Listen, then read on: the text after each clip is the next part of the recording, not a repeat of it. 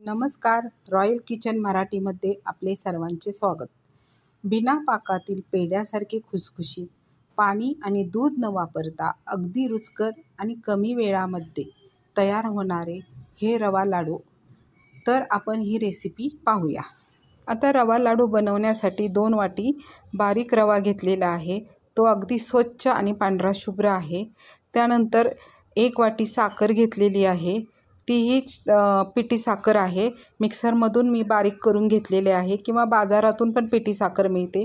त्यानंतर अर्धा वाटी मी तूप घेतलेले आहे आणि वेलची. त्यानंतर मी गॅसवर एक कढई ठेवलेली आहे. त्या कढईमध्ये रवा टाकून घेतलेला आहे. आता रवा प्रथम आपण थोडासा हलका फुलका भाजून घ्यायचा आहे. लगेच तूप टाकून घेतलेले नाही. पहिल्यांदा रवा असा कोमटसा असा भाजून घ्यायचा आहे. अशा पद्धतीने भाजून घ्यायचा आहे आपण रवा. हाताला आपल्याला लागत आहे तो, म्हणजे अगदी गरम नाही. त्या स्टेपला आपण तूप टाकून घ्यायचं आहे. तूप हे आपण अर्धच वापरणार आहे, अर्ध नंतर वापरणार आहे. त्यानंतर तूप टाकल्यानंतर रवा छानपैकी भाजून घ्यायचा आहे. एकसारखा कंटिन्यू भाजून घ्यायचा आहे. कुठेही न जाता पहिल्यांदा रवा भाजून घ्यायचा, नाही ते खाली करपण्याची शक्यता असते.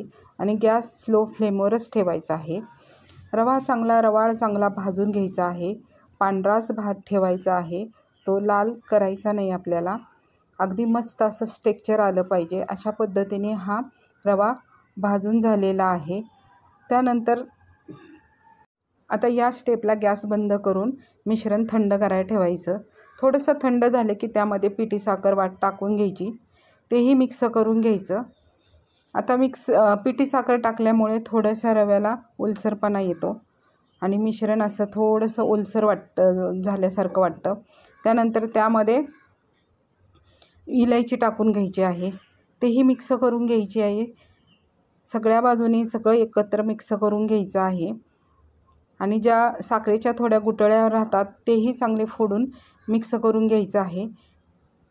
अशा पद्धतीने सगळं मिश्रण एकसारखं मिक्स केलेले आहे.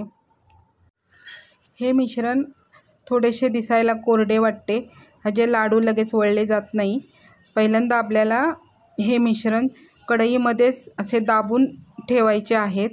हे असे घट्ट असे दाबून ठेवून त्याच्यावर झाकण ठेवून 1 तास रेस्ट करायला ठेवायचं आहे. म्हणजे आपल्याला रवा चांगला मुरला जातो आणि त्याचा ओलसरपणाही थोडासा येतो. 1 तास झालेला आहे. आता रवा छानपैकी मुरलेला आहे. अशा पद्धतीने मुरलेला आहे. त्यानंतर आपण परत मिश्रण हलवून घ्यायचं आहे आणि एक मिक्सरचं भांडं घ्यायचं आहे. त्यामध्ये थोडे थोडे करून हे मिश्रण टाकून मिक्सरला फिरवून घ्यायचं आहे. 1 मिनटं 2 मिनटं असं फिरवून घ्यायचं आहे. आणि त्यामध्ये थोडंसं तूप टाकून घ्यायचं आहे आणि 1 मिनटं हा मिक्सरला फिरवून घ्यायचा आहे. एका भांड्यामध्ये काढून घ्यायचं आहे. मिश्रणाला कसं बाइंडिंग आलेलं आहे, अशा पद्धतीने आपण थोडे थोडे करून सगळे हे मिश्रण मिक्सरमधून काढून घ्यायचं आहे.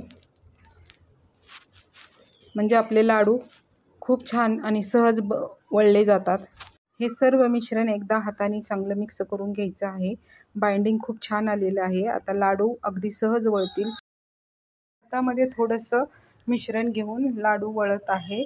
वळताना अगदी लाडू सहज वळला जातोय. कुठेही मला जास्त प्रेस द्यायची गरज वाटत नाही. लाडू अगदी सहज बनला जातो. त्याचं मिश्रणच एकदम परफेक्ट बनलेलं आहे. अशा पद्धतीने छानपैकी आपण लाडू बनलेला आहे. अगदी मस्त चविष्ट लाडू बनणार आहे. हे बघा, अशा पद्धतीने कुठे घट्ट नाही, अगदी सुंदर लाडू बनलेला आहे. अशा पद्धतीने आपण आता सर्व लाडू बनवून घेत आहे. यामध्ये आपल्याला कुठेही पाणी आणि दूधचा वापर करायची गरज वाटलेली नाही. इतकं छानपैकी बाइंडिंग झालेलं आहे. अगदी पेढ्यासारखा लाडू झालेला आहे. आता लाडू बनवण्यासाठी ना प्रमाण फार महत्त्वाचं असतं. प्रमाण परफेक्ट जमलं ना किंवा लाडू कधीच चुकत नाही. आता हे लाडू तुम्हाला खरंच आवडले असेल तर लाईक करा, सबस्क्राईब करा. तसेच या लाडूविषयी काय वाटतं हे मला कमेंट्समध्ये सांगा. थँक्यू.